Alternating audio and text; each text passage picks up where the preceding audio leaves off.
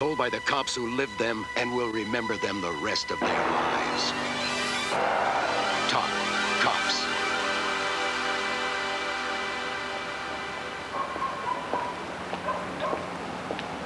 When I started out, it was tough being a female cop. You're an unproven quantity, and the men distrusted you. You see, a cop's life is in his partner's hands. Any mistake your partner makes can cost you your life. Breaking the barrier was difficult. A woman had to work twice as hard to prove herself. And my two partners felt they had something to prove also. We called ourselves the Ruptured Ducks, AKA the Wide Awake Detective Agency. Ed Lehane was a first-grade detective who just returned to work after being hospitalized with a suspected heart problem. Jim Capano had a history of epilepsy. We were three cops who tried a little harder. To the Ruptured Ducks, who are driving the bosses crazy, since we're currently number 1, 2, and 3 in total arrests. All right. All right. And let's not forget who's number 3. What? Me? Yeah, I got a caller coming in this morning. You're back in the cellar, Jimbo. Sorry. And since you're still on top, kid, I think that you are entitled to the last of the lemon chicken. Oh, no. No seconds for me. All right, I'll have it. What's the matter, Marie? Just to knock off those foot-long heroes. Now it's bird time again. What are you talking about? Forget about it. You're not losing any weight. In fact, I think you're putting on a few. You're hitting the pasta pretty good. What? I mean, you're pooching out a little bit here. You know, maybe you ought to go down to the gym. I don't know, do some sit-ups. If I didn't know any better, I'd think you're gonna have a bun in the oven, know what I mean? I guess you bozos don't have anything better to talk about than my weight.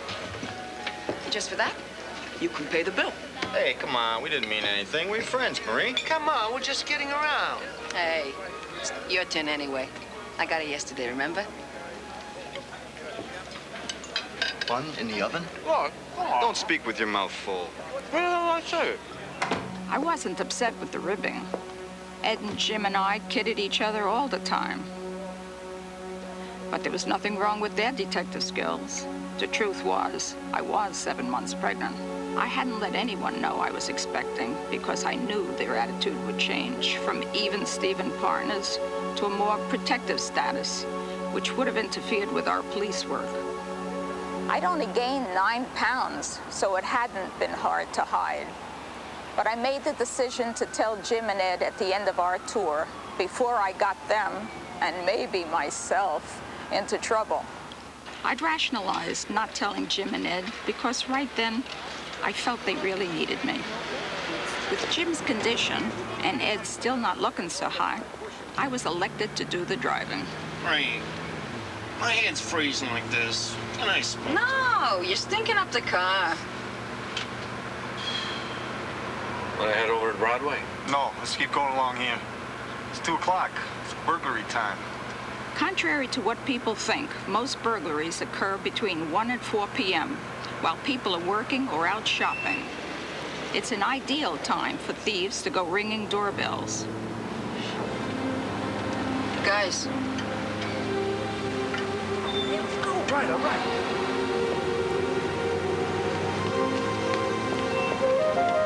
Big one's eyeballing us. So's his partner.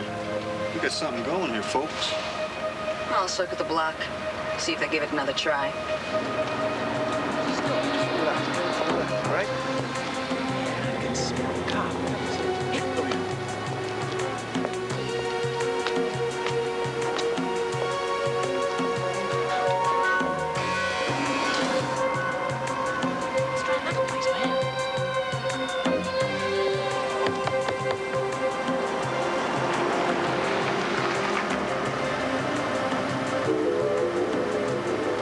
Shopping, all right.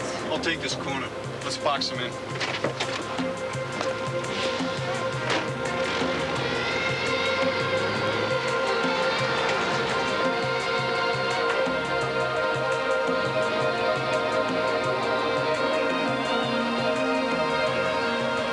I swung around and dropped Jim on the opposite end of the block, sandwiching the 2 suspects between him and Ed. Try the next door.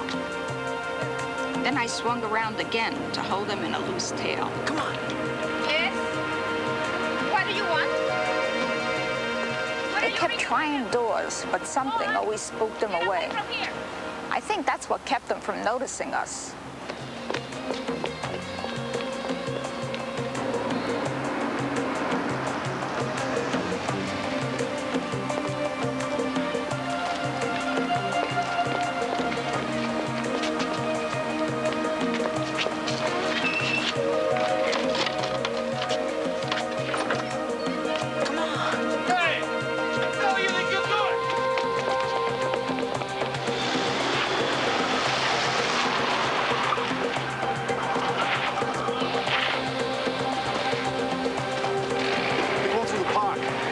On him. I see him. I have to search. Come on, Jim, let's go. We knew they were probably junkies, anxious to make a fast score. At this point, they would take or do anything that would get them drugs.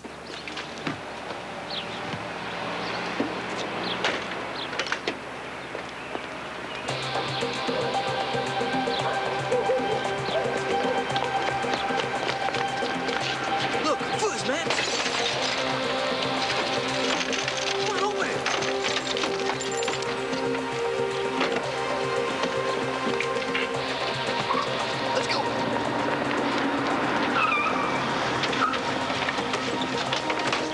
This one's ours, Marie.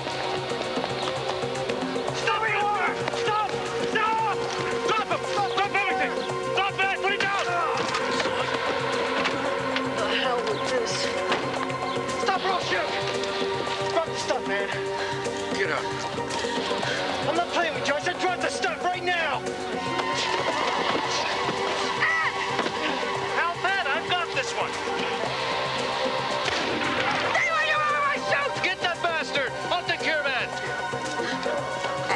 I could never catch him in a foot race.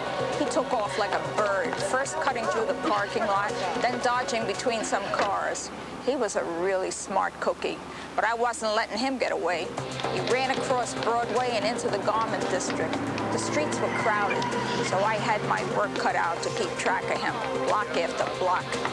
He was clever, keeping his head down, making himself a very small target, but his coverage left him in a sudden open area.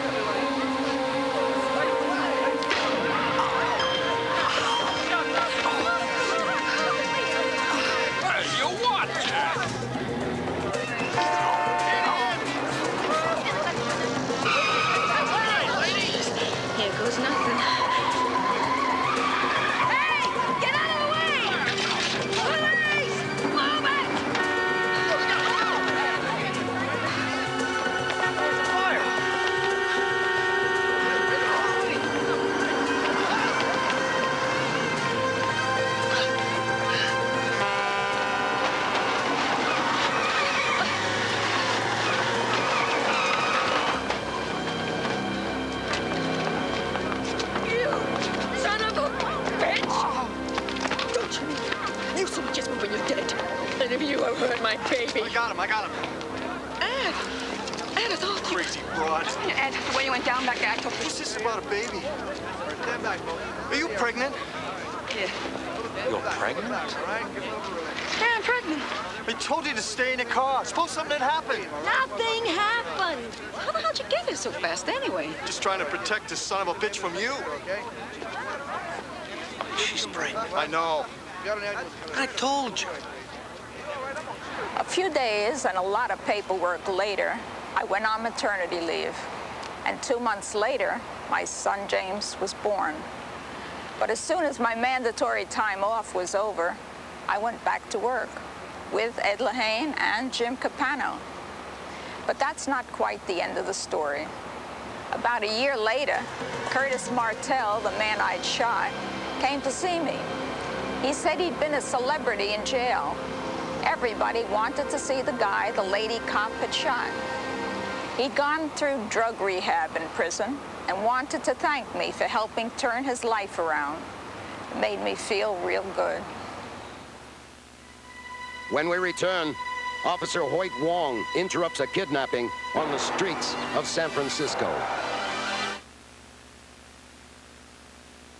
If you suffer from an inflamed, itchy rash caused by eczema, psoriasis, or other skin irritations, you can get the relief medication formerly available only by doctor's prescription. It's the medicine in maximum strength cortisone 10.